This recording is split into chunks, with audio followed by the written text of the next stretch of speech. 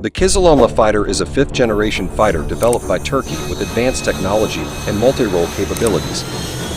In addition, the Kizilelma fighter is also supported by advanced electronics and communication systems, including network-centric warfare (NCW) capabilities, which allow the aircraft to operate in a complex and integrated combat environment.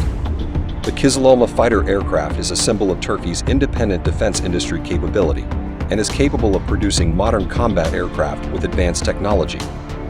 With the development and production of the Kizilelma aircraft, Turkey is trying to become a major player in the global market in the defense industry and become an independent country in meeting its national defense needs.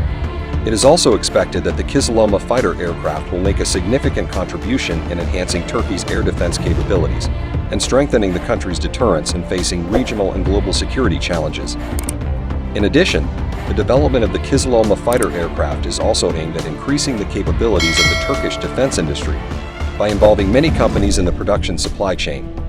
The Kizilelma fighter also has the potential to be exported to other countries as a leading export product of the Turkish defense industry.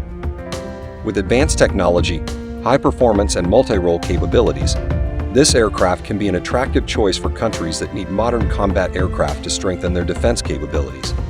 However, with the right commitment and investment, the Kizilelma fighter has the potential to become one of the internationally recognized advanced combat aircraft and a source of pride for the Turkish defense industry.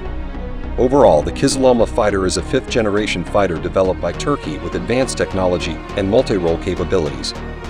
It is hoped that this aircraft will enhance Turkey's air defense capabilities, strengthen the domestic defense industry, and contribute to maintaining regional and global security stability.